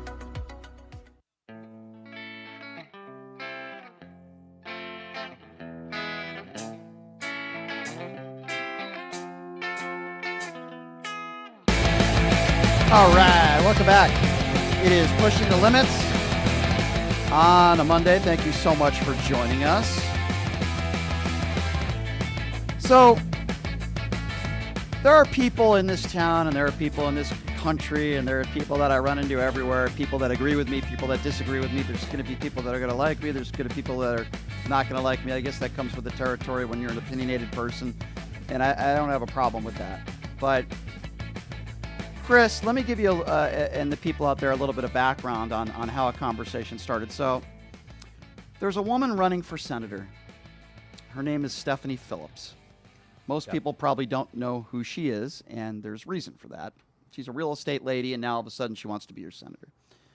She's refused to do this show because what I normally do is I call people out for their nonsense and their ignorance.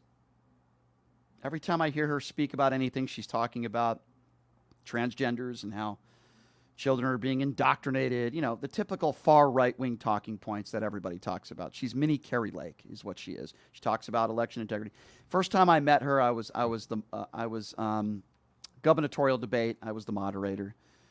And she asked a bunch of stupid questions about election in 2020. And then when one of the candidates said COVID was a hoax, I called him out on it as the moderator. I said, COVID's not a hoax. A lot of people have died. And then she was very rude to me and she interrupted me. And anyway, I didn't like her from the moment I met her. And by the way, she has no chance to win. So anyway, she had some charity event in town. I don't know where it was. I'm sure not a lot of people showed up. And she's very anti-transgender. So somebody put up a post. I believe his name is Vem Miller. He did this show once. I guess he ran for office as an assemblyman or somebody, as a Republican, and he's a nobody. Wait, you had him on as a guest? I did have him on about maybe 4 or 5 months ago. Yes, because I knew he was a right-wing nut, and I knew it'd probably be good radio to debate somebody who is like that, right? So anyway, he's promoting this Stephanie Phillips event. So on the bottom, I put up what I thought was a funny comment. I said, "Are transgenders invited?" You know, just a funny cheap shot joke because she's so anti-transgender. So then he started to insult me and, you know, name calling and that sort of stuff. Maybe the worst thing I did was call him a moron. I don't remember exactly what I said, but there was nothing racist or anything even close to that. I just said, you're a nobody, you're a moron, you lost your election, and these are the people you hang out with. So, Chris, I want you to read to me, if you can, on your phone, his response to me. Keep in mind, this is public on Facebook. Go ahead and... So by the way, and to add on to what you just talked about, yes, with Stephanie Phillips, she did do your show, but she did your show when a Republican was hosting. Which is I will throw that out which there. is a which is absolutely cowardly. Which is a cowardly thing come on, to do. Stephanie. Yep. Step up, you know, and actually she's a coward. coward. Face the music a little bit. Yep. But yes, but I digress.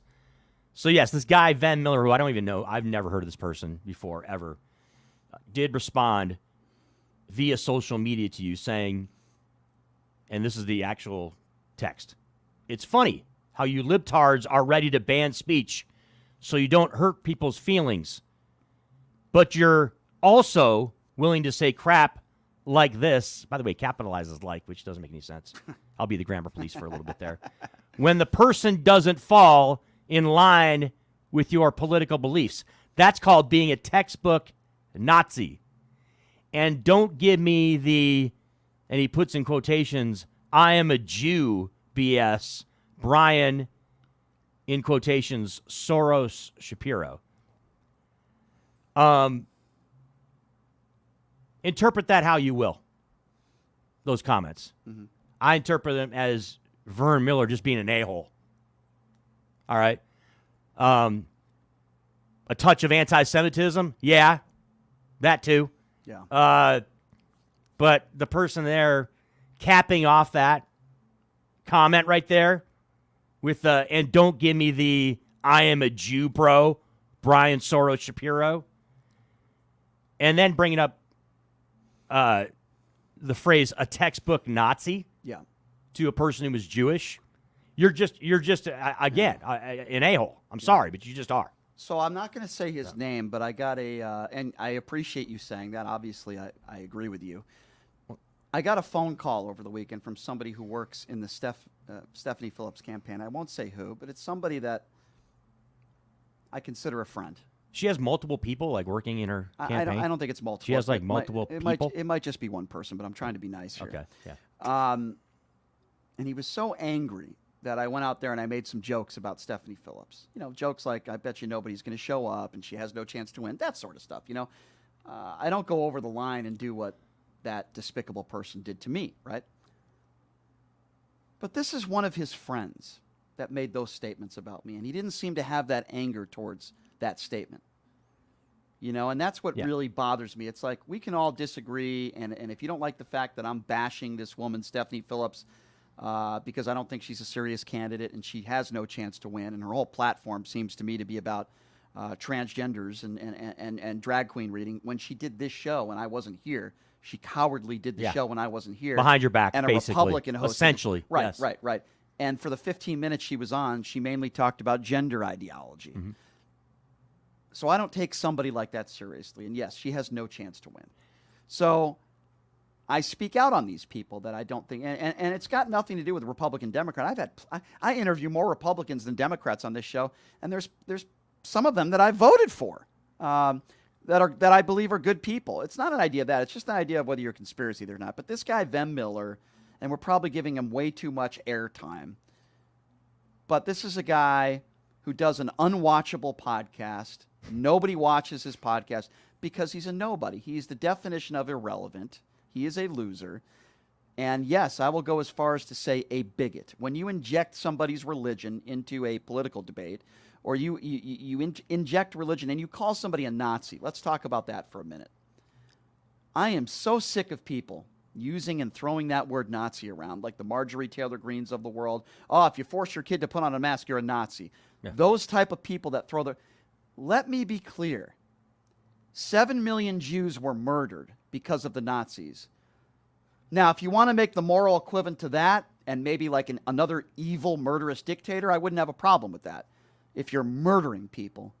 But to say I'm a Nazi because I'm making a joke about how Stephanie Phillips doesn't like transgenders is the most absurd thing I've ever heard in my life. This doesn't have to do with not liking somebody's political beliefs, so you're a Nazi. That's what this person believes. Nazis were responsible for killing millions of Jews. That word should never be used, in my opinion, ever, calling somebody a Nazi, unless they're like a murderer, unless they killed somebody because of their race or religion, then I think it's justifiable.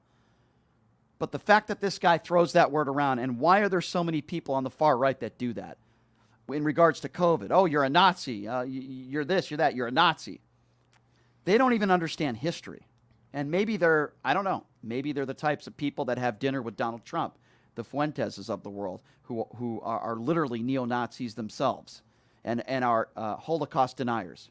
Because a lot of people that are election deniers are the same types of people that are Holocaust deniers. They don't live on the planet Earth. And this guy, Van Miller, is one of those people. Now, he's a nobody. Nobody's ever heard of him. He's got his little, a few, Proud Boy friends that are in Las Vegas. Yeah, I did look up his profile, Brian. It's interesting, this jackass Van Miller, who he's rolling around with and taking pictures with, by the way. People that are just absolute quality people, like the woman you had on Thursday on the show, Tina Peters, right? A picture with him and her. Also a picture with Mindy Robinson. Give me a break. I mean, it's a joke. But yeah, like it's character questionable beyond all belief. Trust me. By the way, Mindy Robinson was attacking me on social media today, and I said, Shocker. I look forward to seeing you in a few Hard Men 4. That was my response to her. But anyway, there are people that label on the left as well. I'm not just saying that there are only people on the right. There are people on the left that do this as well. But let's not, Brian. They're both stop. wrong. Brian, can we stop though a little? Can we stop because this false equivalency thing? All right, we're saying, oh yeah, there's people on the left that do this also. And by the way, we're just talking about this with respect to transgender individuals, right? That whole thing. We did that whole conversation. You're like, well, yeah, there's transgenders that make absurd comments too. Yeah, there are.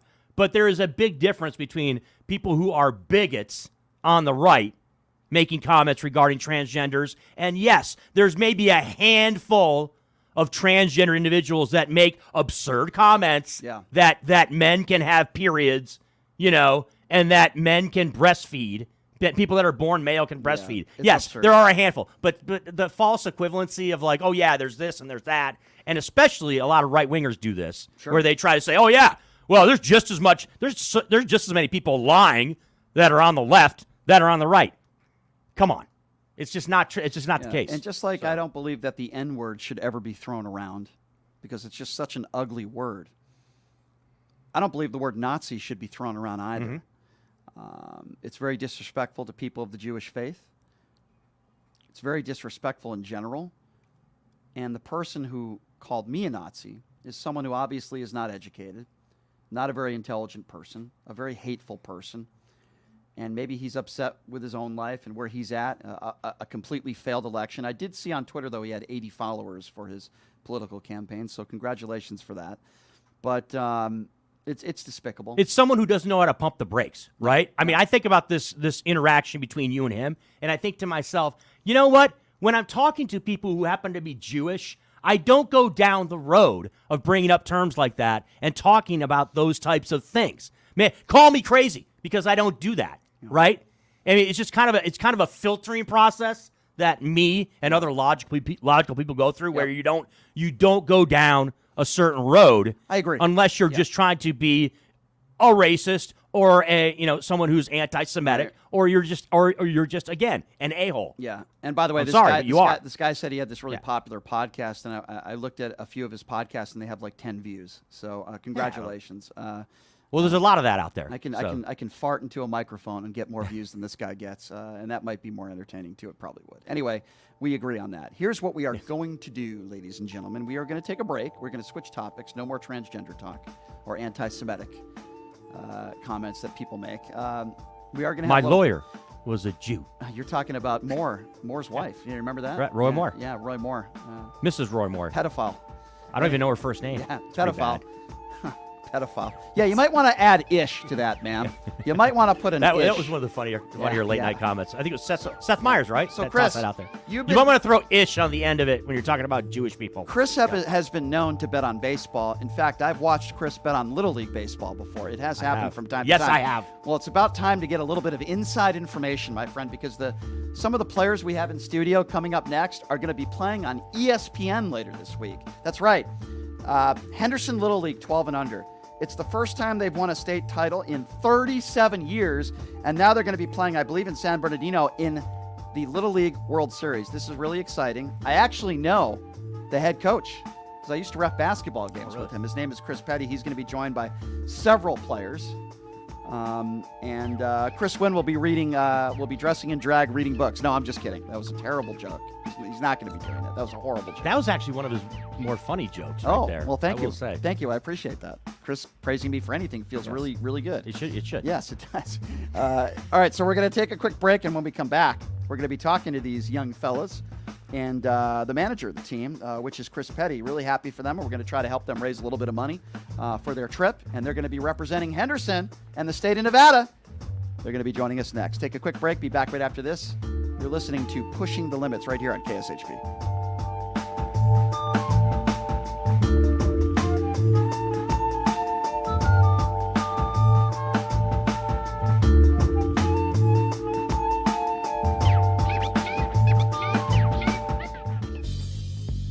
Hey, everybody, are you struggling to find a pizza place that reminds you of Brooklyn? That true blue New York style pie? Well, worry no more. Stallone's Italian Eatery Pizza is a knockout. We're located at 467 East Silverado Ranch Boulevard, just off of Premier Road, half a mile east of South Point Casino, just minutes from the Las Vegas Strip. Come by and grab a slice of pie. Plus, check out our Brooklyn-inspired Italian cuisine. Our sandwiches are super. Hero, that is. Because why be a sub when you can be a hero? Stallone's Italian Eatery is here to serve you phenomenal food, Vegas. Forget about it.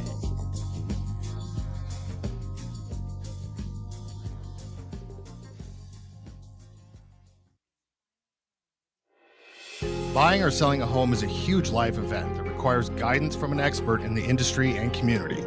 My name is Blake Wynn. You may recognize my name as my grandfather was the best governor the state of Nevada has ever had. Growing up in Las Vegas, I've come to know this community intricately. Now, I am raising a family here as well, so I understand all the issues impacting our home and quality of life. As the top realtor for the #1 real estate team at Keller Williams, you can have confidence in my experience, knowledge, and track record. When it comes to buying, selling, or investing in real estate, choose a name you can trust and someone who understands the community you call home. Call Blake Wynn today and experience the difference of a trusted expert. 702-540-3311.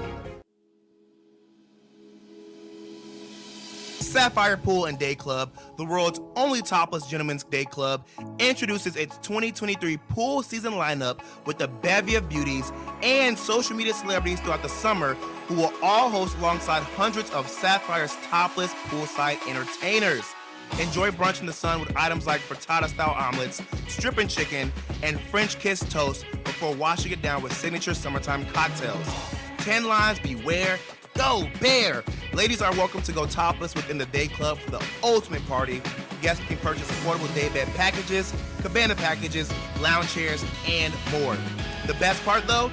Pushing the Limits will be broadcasting shows every other Friday throughout the pool season with a ton of surprise celebrity guests. Wow! Reserve your spot now. For more info, visit SapphirePoolLV.com or call 702-869-0003. That's 702-869-0003. See you at Sapphire. Hey everybody, it's Brian Shapiro from Pushing the Limits. I want to tell you guys about Sahara West Urgent Care and Wellness. They're conveniently located on the southwest corner of Sahara and Jones. They're open Monday through Friday, 9 a.m. to 9 p.m. and Saturday, 9 a.m. to 5 p.m. At Sahara West Urgent Care, they'll take care of all your healthcare needs. They offer routine services such as physicals, STD testing, car accident treatment, and work injuries. You name it, they do it. They have on-site x-ray, EKG, ultrasound, and labs. They treat chronic conditions such as asthma, blood pressure, diabetes, and more. They also offer general wellness exams, treatments such as testosterone enhancement, and cancer screening.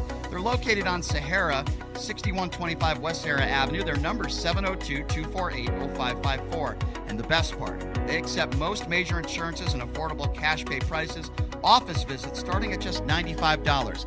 And I'm also a client, so please give them a call, 702-248-0554. Is your dog suffering from a sensitive stomach? Hi, it's Kelly the Cookie Lady from Mooch's Munchies. Our dogs had super sensitive tummies, and I needed to find a low-fat treat that wouldn't give them gas or other issues. Most of the treats on the market were loaded with fillers, chemicals, and chicken fat. Many of them weren't even food. Well, I knew I could do better, so I developed Mooch's Munchies, and I'm happy to be able to share them with you. Stop by our store or our website, moochesmunchies.com, and find out why we say that Mooch's Munchies are totally pawsome. Welcome to Hash House A Go-Go, where we've been serving farm food and crafted cocktails for over 2 decades. Visit us for the full Hash House experience at any of our 5 Las Vegas locations. Hash House A Go-Go is where old school meets new and gets twisted. We bring people together over good food and fun. Come in for breakfast, lunch, or dinner, and come hungry because our portions are huge. Visit us online to see our entire menu at hashhouseagogo.com. Hash House A Go-Go. It's a Midwest thing, and there's nothing else like it. Welcome to Hash House A Go-Go, where we've been serving farm food and crafted cocktails for over 2 decades. Is your dog suffering from a sensitive stomach? Hi, it's Kelly the Cookie Lady from Mooch's Munchies. Our dogs had super sensitive tummies, and I needed to find a low-fat treat that wouldn't give them gas or other issues. Most of the treats on the market were loaded with fillers, chemicals, and chicken fat. Many of them weren't even food. Well, I knew I could do better, so I developed Mooch's Munchies, and I'm happy to be able to share them with you. Stop by our store or our website, moochesmunchies.com, and find out why we say that Mooch's Munchies are totally pawsome. Zen World Premium CBD offers full and broad spectrum CBD oil, extracts, and capsules which are designed to help you feel your best. Their products are sourced from the best organic hemp and natural ingredients on the market and are tested for quality, purity, and potency. They have a full range of items from health and wellness to beauty to pets. Call 725-205-9223. Visit online at zenworld.com or stop by their location at 9895 South Maryland Parkway and Silverado Range Parkway. Mention KSHP for 10% off in store or use code KSHP online for 15% off. Locally owned and operated, come on down to Academy of Hair Design located at 5191 West Charleston Boulevard, number 150, today to begin your career in cosmetology. There is something for everyone from cosmetology to nail technology. You will be able to have the hands-on training that is needed to succeed in this career field. Call 702-878-1185 or visit www.ahdvegas.com today.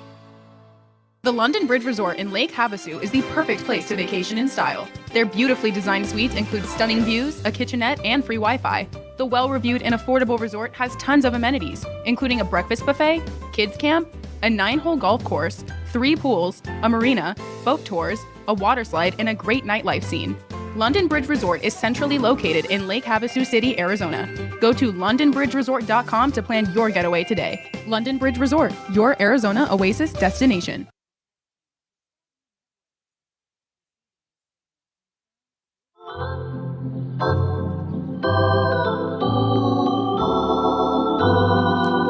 All right, welcome back. It is Pushing the Limits on a Monday.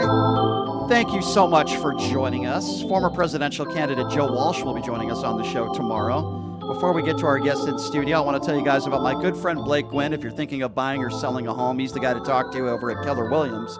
His grandfather, late grandfather, is the former governor of the great state of Nevada. He grew up here his entire life. And I recommend you give him a call. My parents are moving here in a couple days, and it's all because of Blake and the wonderful work that they do at Keller Williams. Please give him a call, 702-540-3311. Again, that number, 702-540-3311. So I've been known to watch a Little League baseball now and again, and me and Chris were just joking around about how I think it was maybe during the pandemic or before the pandemic where Chris was actually making wagers on Little League baseball. It wasn't just Little League Yeah. baseball, though. I was going down, the sumo wrestling route. I was doing a little, Costa Rican soccer.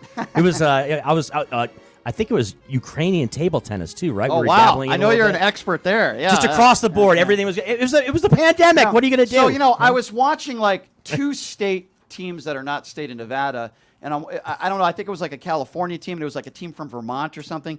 And Chris is like yelling at the TV. And I'm like, Chris, is Vegas playing? I'm like, why are you yelling at the TV rooting for Vermont Little League Baseball 12 and under so bad?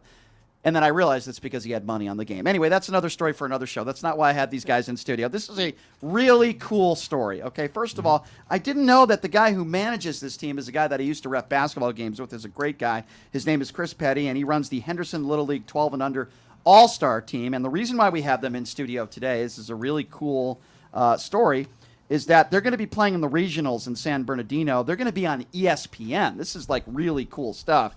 They're the first team in the history, I believe, of Henderson Little League in 37 years to win states and go this far. This is so awesome. And we have some members of the Henderson Little League 12 and under team here in studio today, along with Chris Petty joining us. First of all, congratulations, you guys. This is really cool stuff. Congratulations. Thank you very much. This is really cool. So, Chris, I I didn't even know you managed Little League Baseball. How long have you been doing this for? Here in Henderson, 10 years. Oh, so you've been doing this a really long time. I didn't know that. Yeah. What's different about this group? This group, from top to bottom, does it all. We got pitchers, hitters. We're very well rounded. You know, sometimes you have one or two. We're 12 deep, and they all come together and really get the job done. We had one game where we had 19 hits, and every single kid on the team had a base hit. Wow. So we don't have that one that for sure out or anything like that. Some of these kids could probably play for Oakland right now. They need some help. They need some help hitting. So tell me, you guys are going to be playing on ESPN, right? When is that game? So Sunday morning, 9 o'clock, ESPN plus the first game, and then after that, they're all on regular ESPN. Wow. We play Montana, 9 a.m. Montana, Bobby Houck country. Wow, that's pretty cool. Well, let me introduce one of the players, and then we'll get some of the other guys to come on the show. Arlie Daniel joining us. He's a member of the team, and by the way, decked in your uniform, which, by the way, I can appreciate. You look like you're ready to go, Arlie. Are you nervous at all that you guys are going to be on? I mean, if I was, how old are you? You're 11 or 12? When I was 12 years old, I would probably be needing, for lack of a better term, wearing a diaper if I was told I was going to be playing on ESPN. I'd be very nervous. Does that make you nervous at all? It makes me nervous a little bit, but not really. You just focus on the game, and that's it. When you started this year, did you ever think you guys would be where you are right now? I had a feeling, but Why? I didn't think we would make it this far. Why did you have a feeling? Because we, like Petty said, we have a good team. We have everybody. Yeah. Like pitchers, hitters. What position you field? I play third, first, catcher, pitcher, left and right. How old were you first time you swung a baseball? Probably like 4 or 3. Wow, that's so cool. I want to know, like, this is the time, because we're on the radio right now. Is there anything, anything you can make fun of your coach for? Like, is there anything that you guys say, wow, he does this, he does that, like something quirky or something strange? You say, why does he do that? Sorry, Chris, I got to poke you a little bit here. Arlie's played with me for 3 years, so. Anything weird that he does, like, or anything that you don't think most managers would do? Probably, let me think. Well, if he's got to think about it, that's a good thing. Like, I thought they would like give me an answer just like that, because all the coaches I've had were strange, but that's different. Chris is a good guy.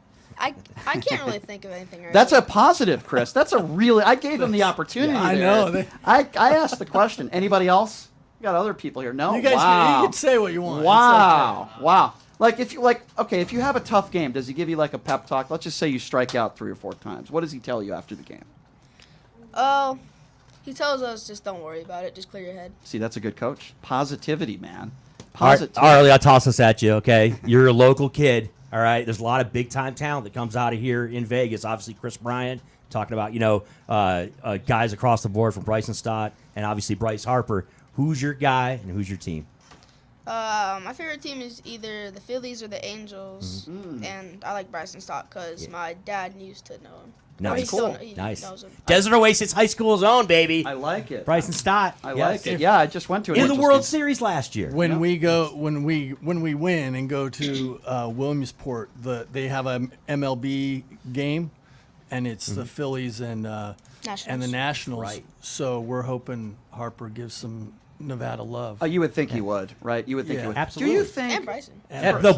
Bryson and Harper both on the Phillies. In this day and age, do you think 11 and 12-year-olds being on national television, do you think at times it's too much for people that age? Do you think it's too much pressure? I actually had this conversation with somebody the other day.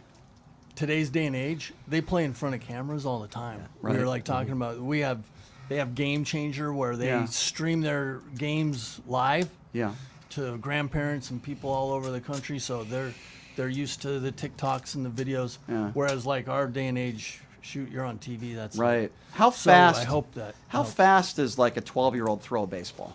Because I have no idea. Nolan's our fastest. Nolan, get up here. Get up here. Come on. I want the picture. Get up here. He brings the heat. Is that the and deal your name here? is your name is Yeah. Nolan Gifford, right? Yeah. You're 12 years old. How tall are you for 12? You're like tall. I think I'm like 5'7". For 12 years old, that's pretty good. How fast can you throw a baseball? My top is 77.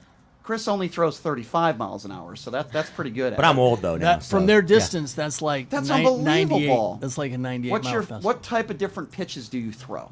I throw fastball, changeup, curveball. And who taught you how to do that? My dad. Really? Your dad played? Did he play college or? He went all the way up to high school. He didn't play college. Okay, cool. What's your favorite pitch to throw? Fastball. A fastball. Yeah. Is there any better feeling in the world for you right now when, say for example, are you going to be pitch? Is he going to be the starting pitcher for you on Sunday? Probably. Okay, so you're probably going to be the starting pitcher Sunday morning. Will there be any better feeling for you, like when you got a guy, I don't know, full count, their best hitter, and you just throw the heat, man, and you strike him out? Is there any better feeling than that? Probably hitting a home run. Well, yeah. I mean, Yeah. you're. I would imagine you're a pretty good hitter too. All right. Well, let me ask you a question, and I guess you already answered it. But if it was a walk-off home run or a strikeout in the last inning, in the bottom of the last inning, what would you prefer? Probably a walk-off home run. A walk-off. Have you ever had one of those before? No. No. That's pretty cool. How many homers you hit this year? This year, I've had 4. That's pretty good. In the All-Star season. Wow. Who's your leader on the team for home runs? Me. It is you. He Okay. had 2 Wow. in one game. What's your favorite pitch to hit? Fastball. Of course, right? That's super cool. So I want to get to how people can help donate and raise money for you guys. If you're just joining us, this is a team that is representing the entire state of Nevada. I think that's very fair to say. They're the champs, 12 and under team, the Henderson Little League 12 and under All-Stars. They're going to be playing in San Bernardino in the regionals. If you're wondering how do they get to the actual World Series, they have to win the regional. If they win the regional, right, then they make it to the big World Series, and they're going to be playing on ESPN Sunday morning. I will be watching that with Chris. I don't know if he's going to have a wager on the game or not. We'll talk about that later. But I don't know. Would you bet on them to win on Sunday morning? Absolutely, 100%. I'm going to tell you guys right now that's not a good thing because he usually is wrong. But I agree with him. They're going to power through, though. They're going to fight that adversity, and they are going to bring it home. Despite the fact that I might have a little bit of coin going their way. They'll be just fine. Is it weird as a 12-year-old, okay, when a grown man in studio is saying he's going to be betting money on you guys? Is that weird? It's a little strange, right? Wait a minute, time out. You kids grew up in the vicinity of Las Vegas, all of you, okay? Let's put our cards on the table here. Like, you know what's going on here. This isn't any kind of mystery. Can I ask Chris a question now? Coach Petty just talked about how these kids are used to. A lot of these kids they're used to being in the spotlight more than I'm not going to try to date Coach Petty, but we're kind of in the age range where we didn't have that. Okay, but I'm going to when ask. we were in Little League. But I'm going to ask a very valid question. Okay. If you guys win on Sunday morning, which I believe you will, and I'm going to be rooting for you guys. Yeah. If Chris makes money off of your win, don't you think he should take you guys out to a meal or something? Don't you think he owes you something? Okay? He's setting that up perfect, So I isn't want he? you Yes. guys to think about what do you think he should do for you guys? Let's just say he wins some coin on you guys. Where would you like him to take you? He should take you guys to a baseball game or an Angels game or something, right? Yeah, you should. Chris, will you oblige, Chris? I will. Wow, Yes. look at that. I will. All right, good. All right. So I want to give out some information on how we can donate because obviously there's going to be travel, there's lodging, you're staying in hotels out there, I would imagine, and nobody's paying for that except you guys, right? Well, we have to pay to get there. They cover, but even to help out the families, Sure, we went sure. to state and stuff like that. I would imagine all of your families are going to be out there? Is that, does that make you more nervous or less nervous? Do you want your parents rooting you on, or would you be honest, or would you rather them not there? I don't know. I guess I'd that's rather have them there. That's a good politically correct answer. I don't know if I would have answered it the same way when I was 12 years old, but that's okay. No. In all seriousness, it's great having your family there, and if you guys are able to win, how cool is it to be able to celebrate with your family and your friends? All right. So I've seen on TV, right, these little leaguers signing autographs in baseballs. Are you guys ready to do that? Are you guys ready to sign autographs out there in San Bernardino? Yeah? No. Why not? No. You're going to decline autographs for your fans? I won't decline them. Oh, okay. All right. Yeah. He's just not ready for it. You're just not ready for it yet, because that's never happened to you guys. You guys have never been on national television before, right? This is something new for all of you. Yeah. What is your biggest fear, I guess? Like, being on national television, is there any fear at all, or is it just, nope, I'm just going to be me, we're going to keep doing what we're doing, and whatever happens, happens? Is that the attitude? Yeah. What are you hoping happens besides winning? Well, I mean, obviously that's the ultimate goal, but I would imagine it would be nice if you could hit a couple dingers too, right? Yeah. Yeah. That wouldn't be a bad thing. What do you do, like, if a pitcher? I'm just curious because I was never really a baseball player growing up because I was a wimp and I'm always be afraid of the baseball. That's just the way I am, you know. I'm a golfer. I'm a tennis player. I'm not a baseball player. Like, if a guy is pitching, if a 12-year-old is pitching inside and he's trying to get you off the plate, how do you respond to that? Do you say to yourself, okay, I just want to hit a home run and I'm going to get this guy? Or like, how do you approach an at-bat if somebody's, you know, almost hitting you? Truman led the team in hit by pitch, right? Really? He had 3, I think, hit by pitches. Really? He just That's tough. stands there. Because you crowd the plate, right? You're all over the plate. You're just on top of it. Wears it like a tattoo and then runs down to first base. I love it. Get on base, man. Get on base. Like, but how do you approach that? Like, do you just next pitch? How do you approach that? If somebody's pitching really on the inside, how do you adjust to that? I just try to get a little earlier on the ball so that you can be on time. Mm-hmm. Do you go ahead? This one's for Coach Petty, Chris. So obviously a little bit of a switcheroo, right, when it comes to the rules with Little League Baseball this year. Yes. As normally, right, you think baseball, you think, okay, guys that are playing the field are going to be the ones in the lineup.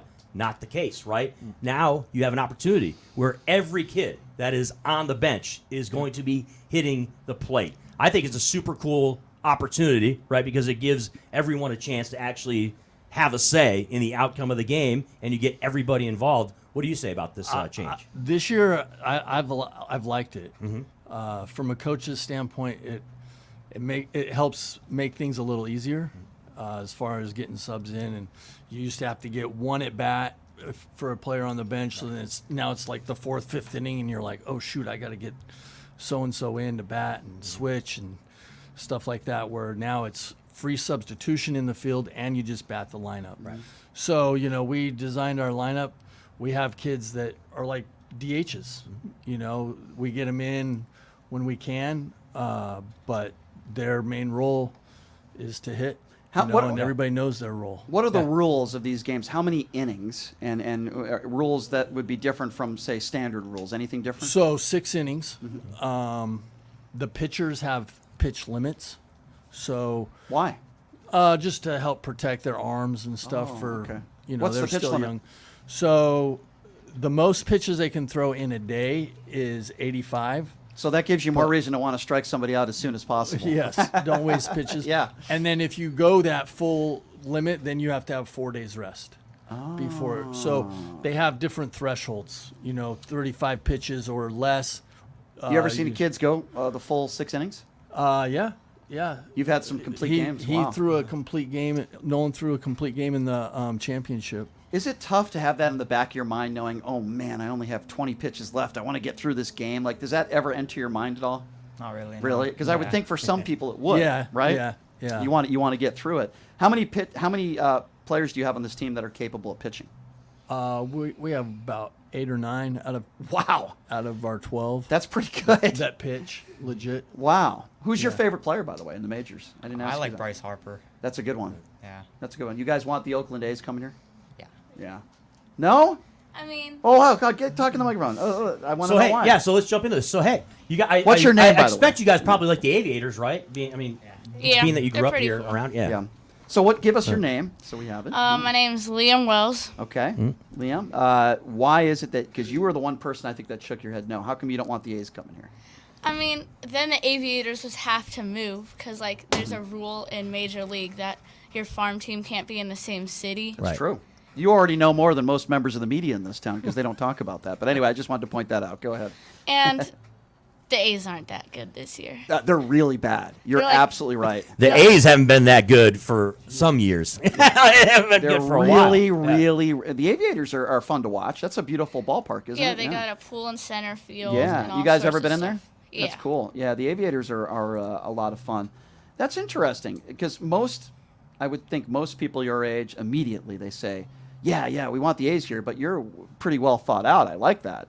Is that the way he plays too? Yeah. I like that. And a cool thing too about the Aviators is that by the time you guys get into high school, a lot of those guys, the players that played for the Aviators, are probably in the majors. So you know, guys that you actually got a chance to go out and watch are actually playing in the big leagues. So that's a cool thing. Yeah, because back when I was 7 or so, or I forgot. When Yeah. I used to go watch the Aviators, some of the guys that played now are on the A's right now. Yeah, it's awesome. Yeah, so That is- you kind of get to see their development. That is pretty cool. Chris, I want you to give out we got about 5 minutes left here, but I want you to give out the information because my understanding on your GoFundMe page, you got about $3,600 in donations, which is good, but we got to get that over $5,000, man. We got to get We're that up working there. on that, Right. yeah. Okay, so give out the information if people want to donate money or if Chris wins some money on Sunday, maybe he can put some more into it. I can funnel it over there. Yeah, yeah. But how to give out the information? How do people It's, find it?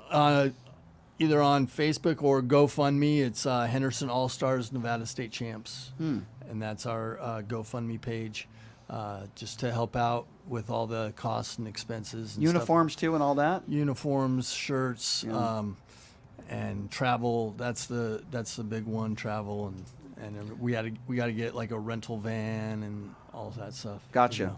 What is more nerve-wracking for you? I'm curious because I've reffed basketball games with you. You're a really good basketball official. What's more nerve-wracking for you? Like if you're working with a couple guys that are rookies out there doing a varsity game and it's an overtime, and you're working with a couple guys that are a little shady, or in the bottom of the 6th inning, down 1 run or tied as the manager of this team. What is more nerve-wracking for you? Bottom of the 6th inning. Yeah. Pacing up and down the dugout. Do you pace a lot? Yeah. Yeah. Yeah. We had our game to go to state. We won 3-2. And was it in the bottom of the 6th? We went ahead in the in the top of the 6th. Wow. We went ahead 1. Wow. And then we came out in the bottom of the 6th and held them. Wow, because I've talked to a lot of people that, parents, coaches, and they say they're more nervous watching their kids play. They're more nervous as a coach than if they were out there playing themselves. Yeah, I don't have a kid in the league or on the team. I just coach to coach and have fun, and so, but that even makes it more nervous for me because I know I don't have, they're 12-year-old, right? And they go out, they lay it all out on the field. I love it every time, I mean, it's amazing what you guys have accomplished when I'm just reading a little bit about it in the first in 37 years. That's why. That's my first question. Why? Why has it taken this long? Well, Henderson, the league, it's just kind of grown and the area's grown. And so, development, we're getting more and more kids into the league. But I haven't been, I don't know the talent that was, there was good players, but I think for like these guys, like we said earlier, is it takes a whole team. Right. It's not just, one Bryce Harper or one younger kid, that's a stud. It takes 12 studs to get this far. And you know what? What's so cool about this is, I think you'll agree with me, is we're not talking about money. We're not talking about anybody making money. We talk about all these contracts that all these younger athletes are getting paid. This is about the love for the game of baseball. It's about having a good time, the experience, right? Absolutely. And it's about a love for the game and representing the state of Nevada. Right. Has any politicians reached out to you? Any prominent people? The mayor of Henderson. Oh, cool. Mayor Romero. She's been great in helping us do some fundraising, and some city councilmen and stuff like that are cool. I think they're excited just to represent Henderson. Is there going to be, if somebody wanted to, is there like a buses that are going to be going out there? Is there any type of travel situation whereas fans could come out there and send you off in style? Yeah, right. We're working on getting a little send-off parade thing. Oh, cool. At our local park, Mission Park. If they do that, I'll get the information to you. We're leaving Thursday at like 12:30 is when we're. Who are the prominent teams that have represented the state of Nevada in the past in this? So last year, Paseo, which is up by Anthem, they went to the regionals, and then Summerlin's been to the regionals before, and I think it was like 6 or 7 years ago, Mountain Ridge went to the World Series. They're the only team from Nevada to go to the World Series, and they lost in the championship, but then Chicago had an illegal player, so Right, they. yeah. Oh, I remember that. I do remember that. Gave them the championship. You don't have any so- illegal players. There's We nobody. don't. There's We don't. nobody. No. Liam, you're not 18 years old, right? No. Okay, just checking. All right. Nobody here is 20 years old or anything. Truman's our youngest. How old?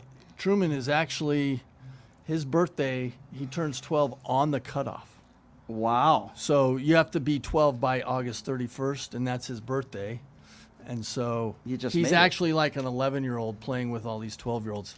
He had the best batting average on our team in in the state and district tournament. So It was funny though. Lamb was like pointing out, he's pointing out he's 12, right? He's all the way back when I was 7 years old, about 5 minutes ago. 5 years ago, I was cracking up a little bit. I'm like, yeah, that was all the way back in like 2018, right? Yeah, all the way. Yeah. So, do you guys think there's a possibility, or hoping maybe that you get a highlight on SportsCenter? How cool would that be? Sunday night.